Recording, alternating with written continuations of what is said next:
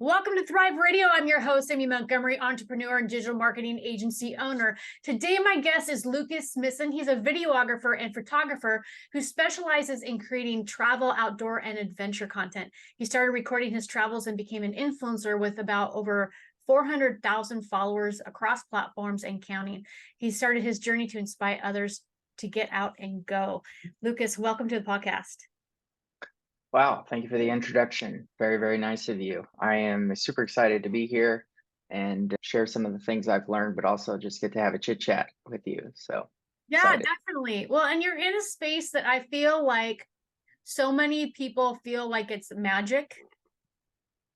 Yes, I get that a lot. I get that a lot. It's kind of like pie in the sky, like how the heck is that real life type of thing. Sometimes I have to pinch myself, Yeah, but I also realize, it's like anything with the business. If you work hard enough and you kind of learn kind of the tricks of the trade, you can make it into a career. So, but there are definitely times I have to pinch myself, realize how blessed I am with some of the things I get to do. yeah, definitely. So let's start with your journey. Can you share a little bit about your journey, how you started in the world of adventure and outdoor travel?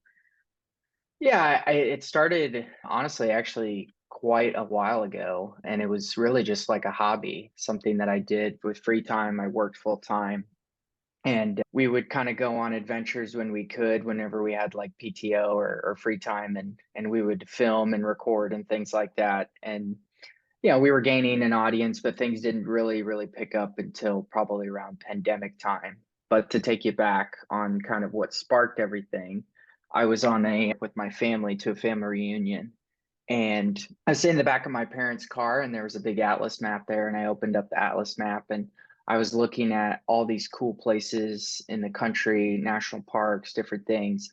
And we had visited a few cool places along our drive. And I was like, man, there's so much to see. And so I'm opening up this map, and I'm like, geez, I want to go to all of this. And somehow I convinced my parents that following summer to rent us a 10-passenger van, and I filled it with seven of my best friends, and we drove from Virginia to California and back. It was like 20 days. We visited like 9 national parks. We drove 9,000 miles, and I was pretty much hooked from the get-go after that. And so I always knew I kind of wanted to go into some sort of space after that. But that journey of like where that started as like going into college to where I'm at today is obviously, been a fun ride. So I know that I didn't prepare this question, but I have a question around the technical aspects of it. So did you just initially just start with photographs and, how have you kind of progressed with the technology that you use? Yeah, so my buddy that was with me, Nate, who's one of my best friends, and he does a lot of editing on our long form video. He was studying to become a cinematographer in school, so he had camera equipment. My brother was a graphic designer, and he was going to school for that. So he had a pretty nice camera. It wasn't like considered professional grade. And I had a little GoPro that I just kind of ran around with my GoPro and took selfies and videos when we were like jumping in the water and stuff. I had no idea what I was doing. And that's like slowly progressed into self-teaching myself how to use professional camera equipment, realizing, that these are a powerhouse.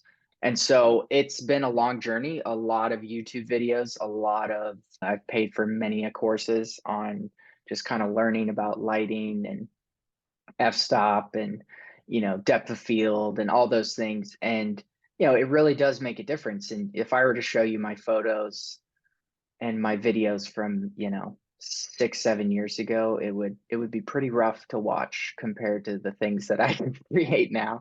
But that's part of it, right? Like Yeah, that yeah. is part of what, like, you're getting better at your craft, so it's been fun to see. But yeah, we pretty much just started out with whatever we had our hands on, and it was just like, hey, if it's got a record button, we'll use it. So Right. Yeah, definitely. So now you travel all over the parts of the country and national parks, all of that. Could you highlight some of the most memorable experiences and how they've influenced your content? Have you started to veer towards a certain type, or do you have a yeah, favorite? this was a fun one. I was excited to answer. Probably this was our second trip. second big road trip, but first road trip that we were spending a lot more time like in national parks, specifically like spending multiple days in them rather than just kind of driving through them. And we thought that we had this 8 to 10 person tent. Okay. And it was my aunt gave it to us. She was like, "Hey, we have this thing. If you guys want to use it on your trip," we're like, "Awesome." So we had, it was three or no, it was six of us going. So we're like, "Oh, we can all fit in this tent." So we show up to Yellowstone, and Yellowstone gets very, very cold. It's one of the coldest places in the country. They get like 40 plus feet of snow every year. It's insane. So we're there in July, and it still can get cold at night. Literally can get down to the 30s depending on the weather. And we start opening up the tent, and we realize this doesn't really look like a tent. Like all the pieces were going up instead of out. Come to find out, my aunt gave us a outdoor shower. Oh, It was literally an outdoor shower. oh my God. So we're like, okay, that was supposed to be one of the main tents. So my buddy ended up sleeping in this little like 4x4 cubicle outdoor shower tent with no bottom. He's just sleeping bare on the ground in his PJs with a blanket and a pillow. My wife and I were in a tent that was not rated for where we were. Our air mattress deflated in the middle of the night. My brother ended up in our Jeep because he was freezing. And then my two other friends were started out in hammocks, but the hammocks became so frostbitten that it started getting wet and they were freezing that they ended up in the car as well. Oh my It God. was one of those just like we have no idea what we're doing, and we all slept terribly, barely got any sleep, woke up just freezing, miserable. But it's still it's still a story we literally talk about today because it was one of those things of realizing like, oh, if we're gonna do this, like we've got to figure out what the heck we're doing. So that's probably a really fun story that we have from one of our trips. And then another really fun one, we actually were tracked and followed by a mountain ram in Glacier National Park in the parking lot. We were coming out of the bathroom to get back into our car, and this mountain ram was like following a couple of my buddies in the parking lot. Oh my God. And we like filmed the whole thing, and it's not like he was like trying to hurt us or anything, but he Like was I was just to say, is walking through he the safe? parking lot. Yeah, and but they can be mean. Like they will come at you if they feel threatened. So we're just kind of like following it in the parking lot because at that point we were intrigued. Mhm. But having this 250-pound mountain ram like 10, 15 feet from you, like walking in between the cars was a pretty memorable moment as well. So Yeah. I've got tons of stories, but those were two that I could just think of that kind of popped off the top of my head that were pretty fun. And that makes sense why now you sell a lot of that equipment on your website because people need it. If they're going to get inspired by Yeah, your content and want to go do what you do, they're going to need yeah, some. we definitely try and point people to the things that they need to get to make it an enjoyable experience, not having the miserable experience that we had. Yeah, that totally makes sense. So let's talk a little bit about, a lot of people, they want to go viral. They want to, create a presence online. And, it's depending on your niche, it's not necessarily that easy to do, right? Like I'm in marketing, and unless I go and talk about how you get rich quick, most people don't care. Today Yeah, I put my dog in my video, so we'll see how that does. people But do love the dogs. yeah, I thought, well, every few seconds, if I just put my dog, maybe people, so we'll see how that goes. But what insights can you give, and just that maybe factors that contribute to making a piece of viral content? And are there any patterns or trends you've noticed? Yeah, I think this is definitely a weighted question. I think you can go viral multiple ways. The Charlie D'Amelio post one video of dancing and it going crazy and her whole life and family's life changing forever is not really everybody's path. That's pretty one in like 100 million. So, and that can happen. Like you could just post something one day, like you're a singer or something, you want to be an artist, you post a song of a cover and it just blows up and you just take off. Like things like that can happen. But typically that's not what I've seen, especially in my niche. In my niche, it's definitely multiple ways that you can do it. Is And I think it crosses over into other categories as well. Are Mhm. you a really good storyteller is a great one. People want to be entertained, inspired, and educated, right? Those are like kind of three pillars that you can think of when you're trying to create a video, and that could be in any niche you're in. Mhm. And if you're a really good storyteller in those three things, you have a chance always to be able to go viral. And you don't even know what it potentially could be that makes you go viral. It could be that one video that you're like, oh my gosh, nobody's going to care about this. And then all of a sudden it just explodes. And then it could be the one that you spend, 50 hours on and not a soul watches it. So sometimes the algorithm and stuff just doesn't really make sense. The things that I have found that have worked for me, you're testing different things that I see that are potential things that work, and then when something sticks or gives you a little bit of traction, I hit that and I hammer that home multiple times just in different scenarios. So for example, like I did a series where it was called Places You Won't Believe Exist in the United States.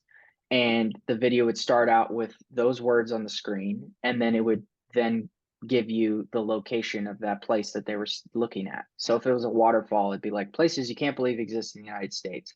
And then 3 seconds into it, it would then say the waterfall. And I just found that with good music, good visuals, people were really connecting with it because they were watching longer. And I had a ton of videos go viral on that during the pandemic. So I just kept hammering it home. Once I found that it worked, I just kept hitting it. And I literally grew 100,000 followers in a span of like 4 to 6 months. So, you know, it's like there's a lot of testing, a lot of things that kind of, you got to just kind of keep throwing darts at the dartboard is what I call it. But when something sticks and you see that it's gaining traction, I tell people to kind of hammer it and hit it home. So, yeah, hopefully that can seem like a very weighted question. I'm kind of going all over the place, but the things I found is definitely the educate, inspire is something that's been big in my niche, and I've seen a lot of success with.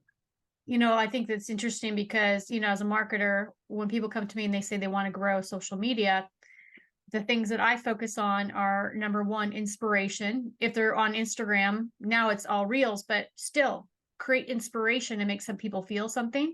I've grown Instagram accounts just with quotes. Like I'll put other stuff out there, but most people don't care about the other stuff. They just want the quotes. So I've done that organically. And then what's interesting about the stories is I kind of noticed that too. And I noticed, obviously, with the hooks and all of that, saying something shocking or something that doesn't, like I think I had one video that went viral that I said something like, I started looking directly at the sun and I healed my eyes. People were like, what? You know, Yeah, but there's a little bit of controversy because controversy sells, and I don't like to get too much into the clickbait stuff. yeah, But you'd be amazed at how triggered people get in the outdoor space. You post a place in Glacier, and they assume that you're wanting to like burn down the forest or overrun the city, and it's like, okay, it's a national park. Like I'm posting a video of the road that I drove. Like get over yourself. You just sound. But I also know like those people that are bringing that engagement are helping me. So it's like the haters are helping you grow your following. So stop taking it as, bad and kind of lean into it. I know deep down what my heart's intent is to inspire others. And I get literally hundreds and hundreds, thousands of messages of people saying, you've inspired me. I've added all these places to my bucket list. Please keep showing us the world. I've had people tell me, hey, I'm handicapped. I can't go to these places. This is the only way I can see these things. yeah, So, like, literally looking at it through a screen is my version of being able to go. Please don't stop sharing. So, it's like we get so tied up in the negative that we forget kind of the positive side of things. But it's also like, hey, there is a little bit of aspect into that you're playing the game of like, hey, there's certain things I know when I post, it's going to get people, I can't believe you posted that. Well, thank you. You just helped the algorithm. So there is a little game to that you got to kind of play alongside if you're truly trying to grow. yeah. And you pointed out storytelling, which I think is huge. I personally have been trying to work on that myself, but I think that any video that I have ever had that got traction, there was some sort of story behind it. It was either emotional, inspirational, or story, right? And I've been trying to hone that in on a lot of my clients. What's interesting is one of my clients came to me the other day. She saw somebody that didn't know what they're talking about on TikTok that said, I'm just going to talk about my clients' problems and not tell any stories whatsoever. And I used a little bit of strong language and I said, she's an idiot. I didn't like that at all. She's like, why are you calling her idiot? I said, have you ever seen a commercial where they just talk about how hungry you are? Like, if you just did a commercial that was Yeah. just, I'm hungry, like you have to like, share a story. I'm hungry and I went to Burger King and this is what I'm going to experience. And it filled me up. Yeah. Absolutely. Yeah. Well, Yeah. and I think what people like minimize is content creators are the new, and I don't want to say it like pompously, but we're the new like quote unquote movie stars. And what I mean by that is people are going to these apps to be fed entertainment, right? Mhm. It's at the palm of their hand. And if you can utilize your platform to create engaging content, engaging storytelling, making them feel something, making an impact, you can build an audience unlike anything we've seen in the history of mankind. Before it was like you had to be a director, get, $50 million, have this movie idea, get a bunch of movie stars, blah, blah, blah. And it's like now people will see your video all over. It's like you can literally grab your phone, tell a story with your phone, and reach millions of people at the palm of your hand. And, I also think it's a big responsibility, right?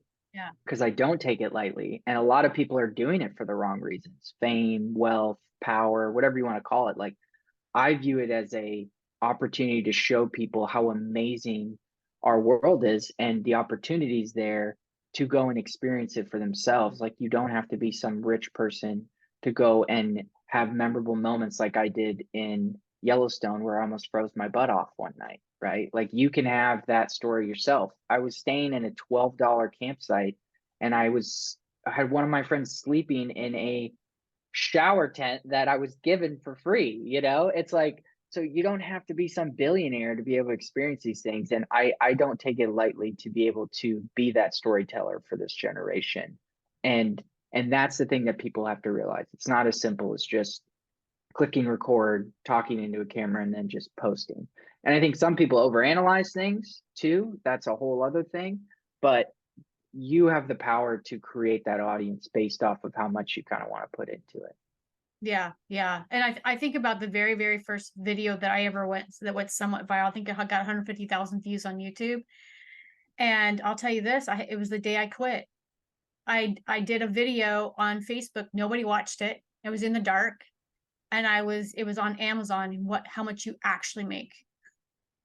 Because I was out there doing the Amazon thing. And I wanted to figure it out because all these people were saying that you could become a millionaire. And I was like, no, you can't. Because I started crunching the numbers.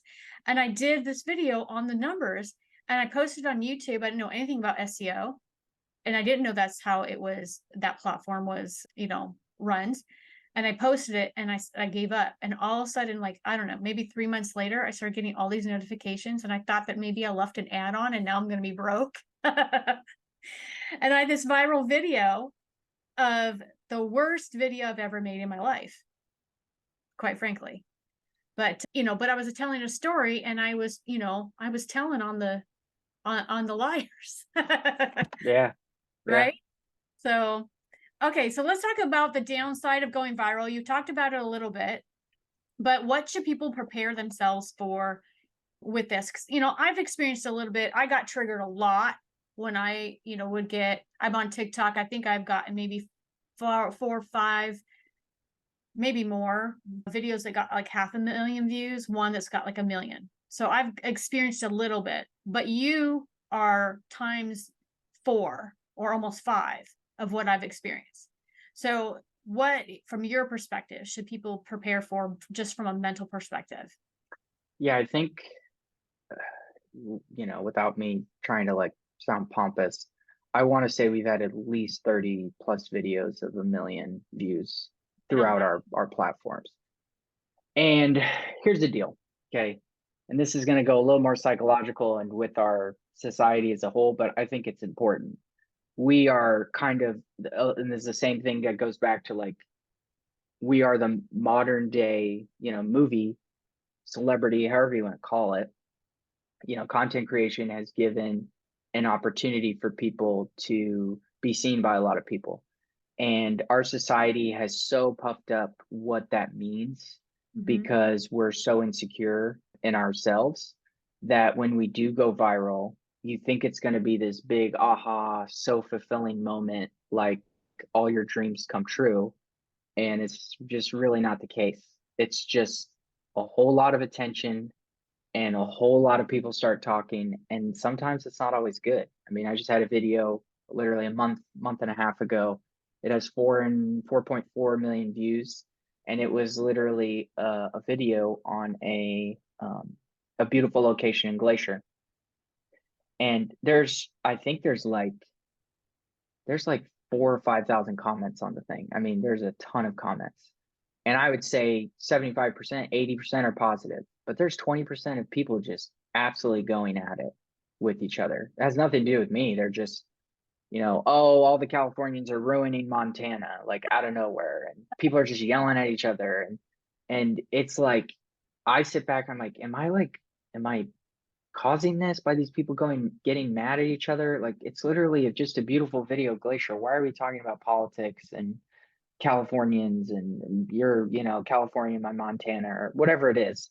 And so not everything is roses and just like, oh, that's awesome. I get excited when a video goes viral just because I know it's an opportunity to reach a bigger audience Yeah. because you're just going to get more numbers and then capitalize on that reach because those new people come in, you can interact with them on your stories, you can interact with them in new ways, you can try and connect them into your email list. You know what I mean? So it's like there's definitely benefits of it, but there's definitely things where it's like if you think the one video goes viral and all of a sudden your whole life is fulfilled, like you've got another thing coming. Now Yeah. it's a little different for a small business, right? Like a small business, you might own like I don't know, a calligraphy shop, or you sell mugs, or you sell tacos in a taco truck, and you might have a video go viral and it might change your business forever because now all of a sudden all these people are aware, like, oh, there's a physical thing I can go and purchase, I can buy. And so like, yeah, like I totally make sense. But for a creator like myself, where I don't necessarily like have a billboard on the front of our thing like buy this, it's a different type of purchase. I'm getting money based off of retention and people engaging in my content to sell to other brands. Mm. It's not necessarily like, hey, come to this location and buy this taco, or hey, buy this mug and I'll ship it to you. So, I'm sure there are benefits for some people when they do go viral, and I've heard those stories. But I would just prepare your heart because if you're like wanting this big fulfillment that, going viral is going to make you feel like loved or seen or like, ooh, I've made it. It's just it's it's not, because eventually the attention will fizzle and then you still have to be good. You're And right. You have to keep producing. you have to keep producing. And it's like if you can't keep producing and being consistent, it doesn't mean a hill of beans, because your metrics might look really good for that 1 month, but what happens on the next month if you had one video get 1 million views, but then the next month you can't even break 100,000 and you posted 35 videos? You see what I mean? So it's Yeah. like I like to look at it in like chunks, like 3 months chunks. What did my last 3 months look like? How consistent was I through those? So hopefully that answers your question. I just think we put way too much focus on going viral and like making it feel good about ourselves when we do. And I'm here to tell you, as somebody who's gone viral literally dozens and dozens of times, you're not going to feel any more fulfilled internally because you did it. Yeah. I like that people resonate with my footage and they're appreciating it. So like that is fulfilling. But as a whole, if you just think like, oh, my whole life is going to be different because I had that one video, it's not necessarily always the case. Yeah. Yeah. And I think TikTok, especially because people are so into binge watching, you Oh know, yeah. and they're just, it's still a little bit different than like, say, Facebook or even YouTube, where people will subscribe or they'll follow your account and then they can go binge watch your content on that page. Where TikTok, they can do that, but they're more likely just to be in the FYP and depend on the AI to Yeah, feed. and it's like TikTok's like every 5 seconds, right? It's like swipe, yeah. Yeah, No retention on that. yeah, And and it's it's very hard to convert those people into actual customers and money into your pocket if you're trying to make a living. yeah, Whereas like if you're going viral on YouTube, if you gain 10,000 subscribers on one video, that could alter your entire business because you've taken your floor, your base of where your views could be in your ad revenue, and you could exit times, you know, 20%, 30%. Instead of making $400 a month, you can make $1,200 a month in ad revenue. Like it's a huge, so it definitely does depend on what platform you do. yeah. Instagram is big for us because when you go viral on Instagram, that gives you backing for a lot of the brands because whatever people want to say, Instagram is still considered like the professional high-end social account. Like if brands are trying to spend a lot of money to show off their products, they want to do it on Instagram. They want it to look most professional on Instagram. TikTok is definitely growing in that, but it is very harder to reach the clientele and lock them in for long term. Yeah. And then YouTube is just the king of everything because it's YouTube, right? It's just a big giant search engine and it's an arm of Google. So it's definitely kind of knowing your platform, knowing your kind of your business model and being able to adapt to those different ones. So let's talk about how you make a living, because I know there's so many people that are like, how does he post all of this footage of all of these amazing places and still bring in revenue? And I feel like most people think that's like the magic part, Yeah, right? yeah. So I'll kind of break it down like this. There's multiple avenues to make money in my space. Okay, in my particular niche, you make money on ad revenue. Okay, which is eyeballs. So I'm making money on Facebook. I'm making money on Instagram. I'm making money on YouTube. I'm making money on TikTok. Okay, all four of those platforms, I have a large enough following that I get ad revenue for views. Okay, so people watch my videos. I get paid for the amount of people that watch my videos, how they interact, how they share. All of those things are different metrics that each platform determines how they determine it. And it's all over the place. So it's like it's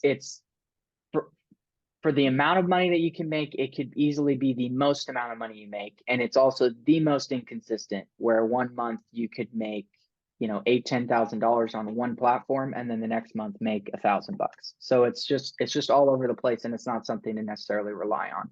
Yeah. So ad revenue is one. Brand deals are huge in my field. So brands will reach out to me, or I reach out to a brand, and I will pitch to post on my different socials with my engagement, my metrics, to promote their product to my customers, right? So if we'll say, like an example, I just worked with an outdoor shoe company called Forsake. They're a great brand. Go check them out.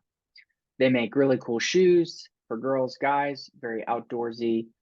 They paid me to create content for them and then to post on my socials to promote their summer new arrivals that they just had come in, right? So I was already going on a trip because that's kind of what you have to do in the travel space. Like a lot of people don't realize, like these people aren't paying me to go and travel. I still have to cover all those things. That's a huge part of my business expense. It's like I live in Dallas. Dallas is an awesome city, but it doesn't exactly fit my vibe for travel vibes, outdoor nature. Like if you've ever been to Dallas, like it's the plains of America. Okay, Yeah. it's flat. There's no majestic mountains and epic alpine lakes and ocean. There's none of that. It's a big city, it's a concrete jungle, tons of great food. There's a concert every weekend, but outside of that, it's like that's not my target audience, right? Yeah. So I can't just sit here. It's a great place to live. The taxes are great. I have family here. We love our church, all those things. So it's like there's tons of benefits to it. But if I were to just create content here, my page would die in 6 months because it's just not good. It's not good, right? So I have to go out. I have to take the risk, go on different trips, and then I will then pitch to brands like, hey, I'm going on this trip. I'm going here. Would you be interested in promoting your products for this, right? And so usually it falls in line because I'm going to be making money regardless because I'm creating content for the ad revenue. So you get what I mean? So it's kind of twofold. So Yeah. that's the second way. And the third way, and this is a really good way for people who especially are starting out because you really don't need a following. It's called UGC, which is user generated content. And this is newer, but in essence, brands will give you, like, if you're just a good creator, if you're good creating, you're good with video, you're good with editing, you're good with storytelling. If they don't necessarily want to put their name on your page, they will pay you to just create content for them. So like, hey, send me that backpack and I can go get 20 photos for you in the mountains and you can use them for your marketing purposes. So that's like a really easy way to do as well. Okay. Then you've got affiliate links, which is, I mean, you could do a whole podcast episode on that alone, right? I do affiliate links with like travel agencies that are trying to book things. So like in cities, tours, food tour, river cruise, whatever it is, go up the Empire State Building, buy this tour, $49.99, and you get 10% if somebody books it, right? Then there's affiliate links like, hey, these are my 10 essentials for camping, right? So buy this tent, buy these shoes, buy this jacket. And if they buy, I get a portion of the sale through the affiliate link. So that's a big way. And then, just different opportunities that this is the one that we're really working on is our courses Mhm. and our digital products, which is like, how to level up your photography game, how to become a content creator in 2023, all those types of creative things. We're just in the development stage of those because we've seen so many people create these courses and I've bought quite a few of them and some of them are such trash. It's like the biggest waste of $20. Like you could find all that stuff and more on YouTube. So it's like, I really want to create something that's actually giving people value rather than just feel like I'm stealing $20 from them because of my name and my following.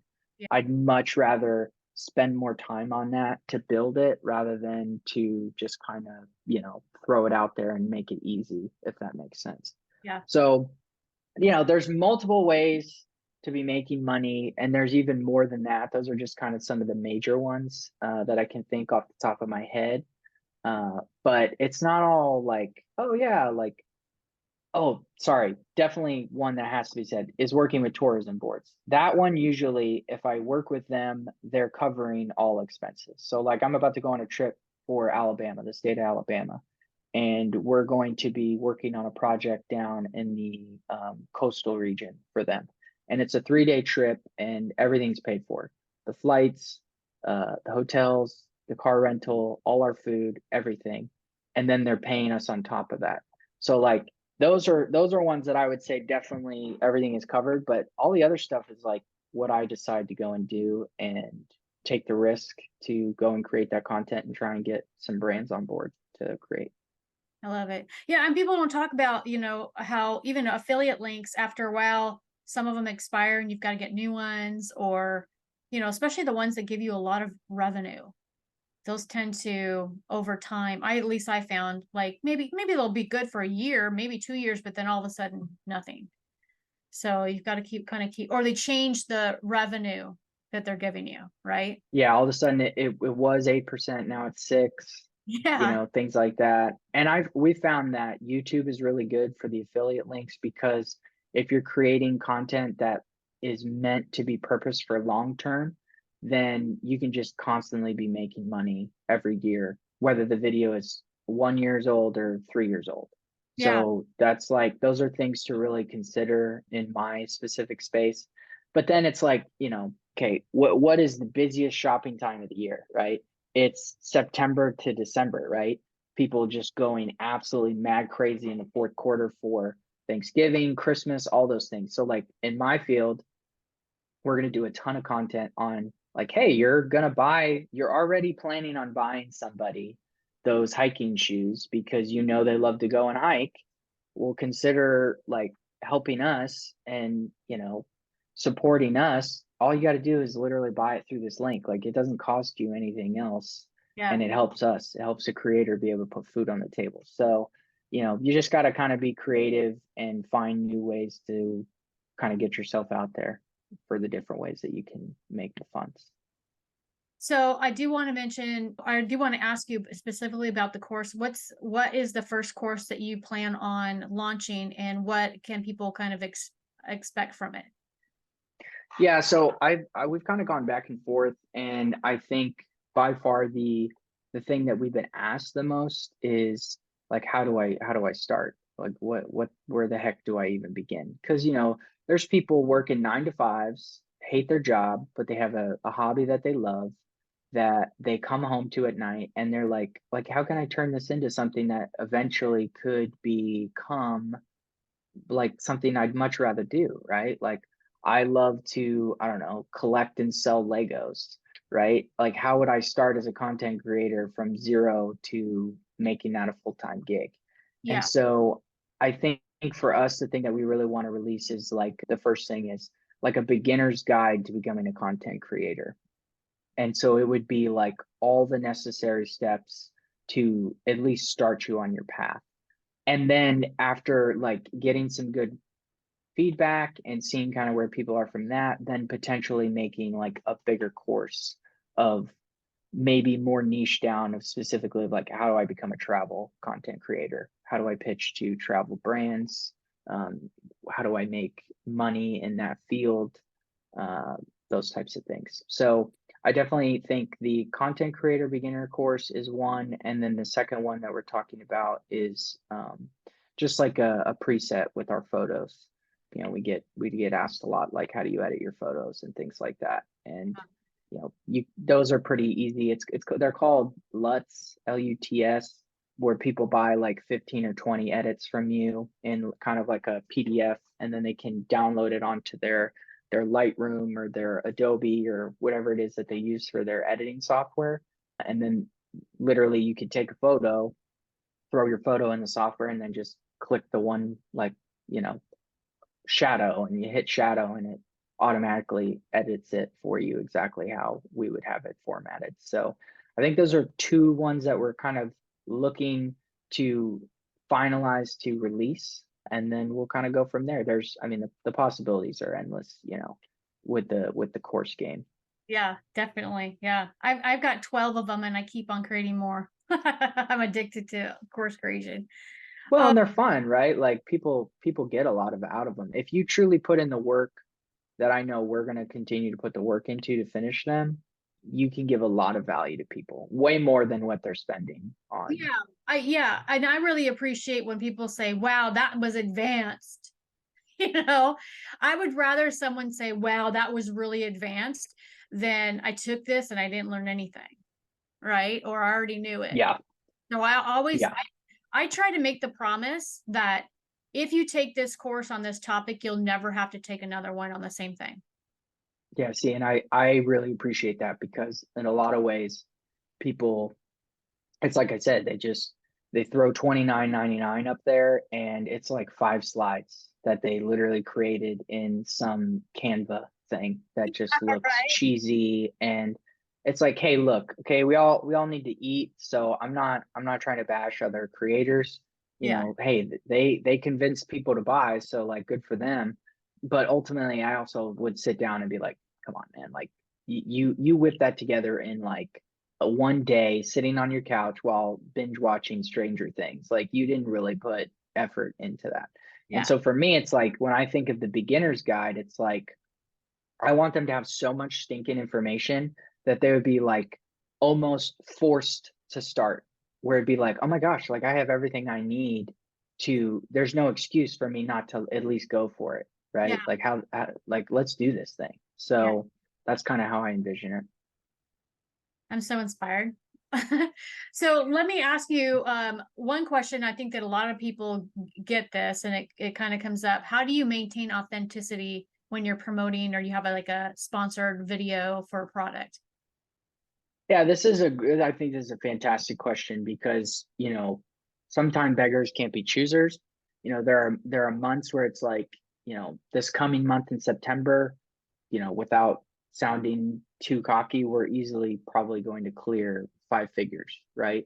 But then there's months like August that are a slower month for us where, I'm covering my bills pretty much.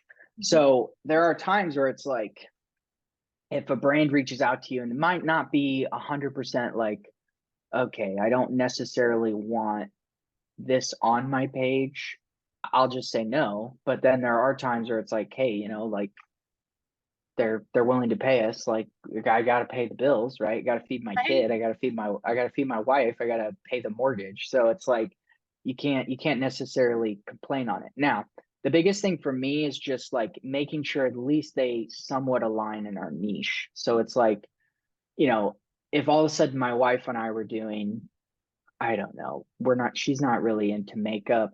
She does it a little bit, but if all of a sudden I was so desperate that we were doing, 3 advertisements for cosmetic stuff in the outdoor space, it might look a little weird, right? Like, Yeah. it's not necessarily why people are coming to an outdoor page. Yeah. Doesn't mean people in the outdoors that are hiking and things don't use makeup. Of course they do, right? I've seen plenty of people with makeup, but it's a thing that lots of women use. Yeah. But for us, it's more so like trying to find brands that kind of align with our vision, the things that we want to promote, and then making sure we're getting them the content they want, but also letting us be able to be creative in our voice. And for some brands, it's really easy to do that. A lot of them, it's like, hey, we're coming to you because we trust you. Go and get the content, like you've got it. And then there's other brands that are a little bit more strict on what exactly they're looking for. And that's not a bad thing. I mean, they're the ones paying. So it's like you got to give them what they want. So we try and like have I don't want to say threshold, but just making sure that, hey, if this is like way out of left field, like we can't force a peg in a square in a round hole or whatever. Yeah. And I just think the biggest thing that people have issues with is they're not posting enough content so that when you are doing the ads content, it feels like all you're posting on your page is ads Mm, and people feel like you've turned into a billboard. that And makes here's what sense. I mean by that. Here's what I mean by that. If you're on your Instagram account, if you're only posting 10 reels a month and 3 of them are ads because you needed to make 5-10 grand to pay your bills, 30% of everything you post is trying to tell somebody to buy something from Yeah. someone else. So you tell me, if you were my audience, wouldn't you feel kind of like you're not really giving me a lot of value here, Lucas? Like, pretty Yeah. much everything I'm seeing from you, and you know how the algorithm works. If you go on Instagram right now, unless you favorited somebody and told them to see, you don't necessarily always see their stuff every time you go on there. So you might only go on there 4 times in a week. And if 3 of the times you went on there were 3 ads from me, you're unfollowing me. I mean, Yeah. you just are. So we have made a decision to post so much content that it the ad stuff flows into our content, so it doesn't just feel like we're selling ourselves to any Joe Schmo that kind of walks down the street, if that makes sense. Yeah. Yeah. So if you were able to give yourself one piece of advice when you first started out, what would it be? Whew. Stop overthinking it would 100% be my advice I would have given myself. I think so many people who are starting out overthink. They're worried about what people will say. They're worried about what if something does go viral? How do I handle it? They're worried about what their family thinks. They're worried about what their friends are going to say. They're worried about if their audio sucks, if their visual sucks, if their storytelling sucks. Hey, I got news for you. Everybody sucks when they start. It's true. Yeah. Literally, go and look at Mr. Beast's first videos. He's the most awkward, weird. He was in high school when he started. He's Yeah. just like in his room, like playing video games. I think Mr. Beast is doing just fine, right? So I just think we care way too much about what other people think about us. And I don't think it's bad to have self-awareness of like feedback, right? Like if people are saying to you, bro, the camera's too shaky, I'm gonna throw up, I can't watch your video, but I want to, well, Mhm. then try and find something to stabilize your camera. Like it's not something to take offense to it. But if you're starting out and you can't afford a microphone to have good audio, and people are like, your audio sucks, your audio sucks. Yeah, just keep posting until you can afford to buy that audio equipment, that mic or whatever. Like just stop overthinking it. And most people think they need a ton of money and equipment to buy ridiculous amounts of stuff. Most people have a phone and it's plenty capable to do 90% of the things they need to. So yeah, that would be my advice. I think I overthought it way too much, and it made the first 3, 4 years, I don't want to say obsolete, but way less of a slow start because I was just so worried about what people would think of me. Yeah. Yeah, definitely. I sure relate with that. So, Lucas, if there are individuals that are listening and maybe they want to work with you, what's the best way to contact you?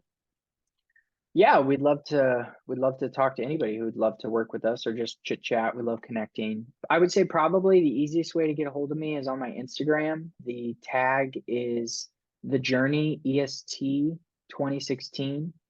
That will lead you to our link tree contact form, or you can just go straight to my website, which is thejourneyest2016.com.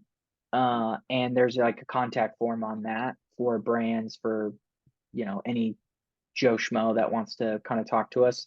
Those are probably my two best forms of contact. And then if we need to connect via phone, I'd be able to give you my phone number. So Okay, perfect. And I'll put all your links down below as well. Thank you so much sweet. for coming on today and sharing your expertise. Absolutely. It was a pleasure, and thank you to your audience for listening. I'm humbled that I get to even help other people in this field, encourage other people. Just know that like there's a quote that I heard. It's like, what if it turns out better than you ever thought it could? And Yeah. that was like a huge thing for me when like taking the leap this year to go full time in this, was just like, what if it turns out better than you ever thought? And there's been some ups and downs, but kind of the progress that we're seeing, it's like, wow, this is actually turning into like a career. And who would have thought? But it would have never happened if I just didn't take the leap. So I would just encourage your audience, like, take the leap, don't wait. Yeah, definitely. If you're listening, and you want more information about this podcast and upcoming shows, you can visit acalltothrive.com. Thank you, everyone, and have a wonderful week.